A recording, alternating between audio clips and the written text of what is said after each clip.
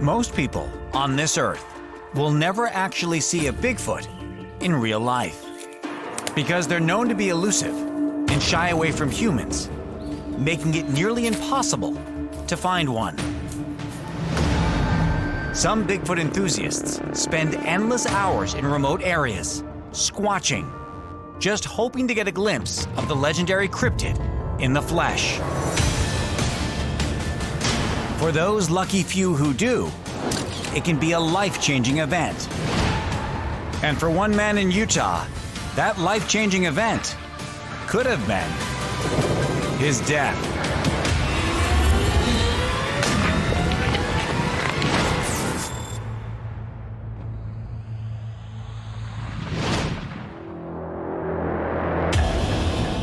December 2012, Provo, Utah.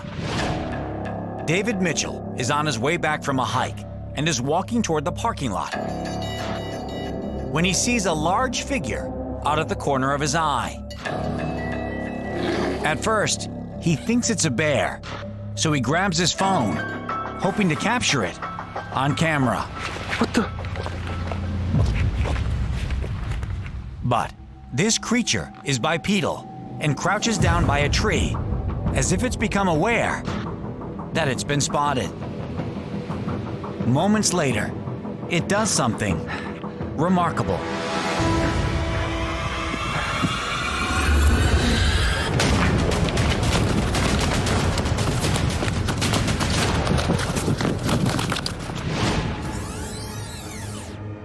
Watch again as the creature picks up a rock and throws it at David,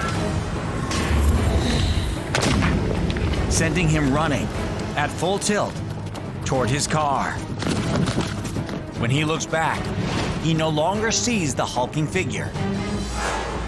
So, what did David just capture on camera? What the? Some believe it's Bigfoot.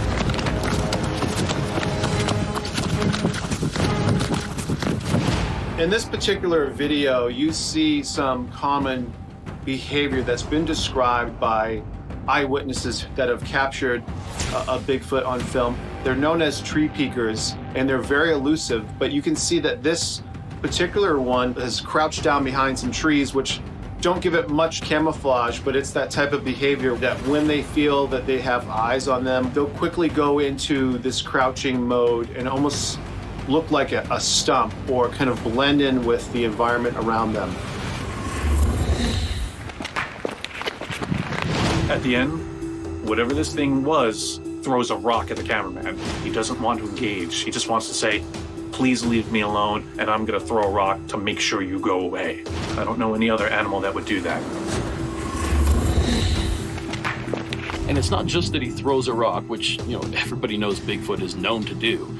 It's the way that it threw the rock. And if you listen, the rock lands really close to the guy filming. So there was some accuracy there as well.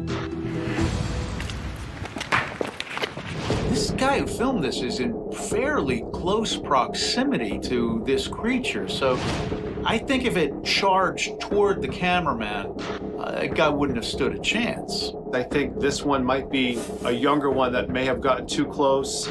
Researchers do believe that these tend to be more juvenile, the younger ones that are making mistakes, that they're leaving their prints or they're being seen.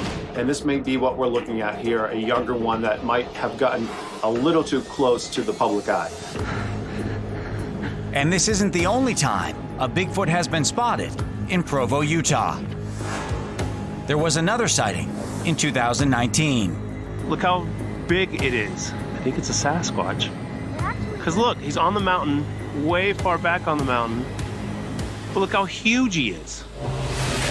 These are mountainous and remote areas, and that just works really well with the habitat and behavior of this creature.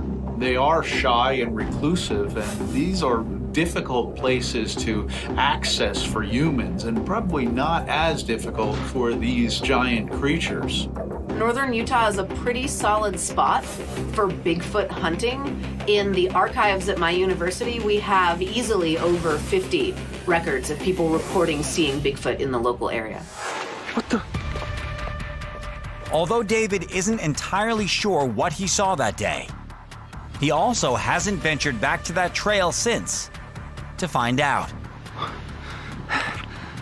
The people that I know that have had legitimate sightings of like Sasquatch, skunk ape, Bigfoot, they can't go back to their regular lives anymore. They have now seen something that they cannot explain.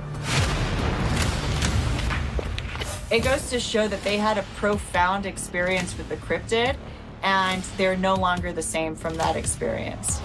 Luckily, David's encounter hasn't stopped him from hiking altogether. But now he stays on trails that are more populated, or goes in large groups. And really, can you blame him?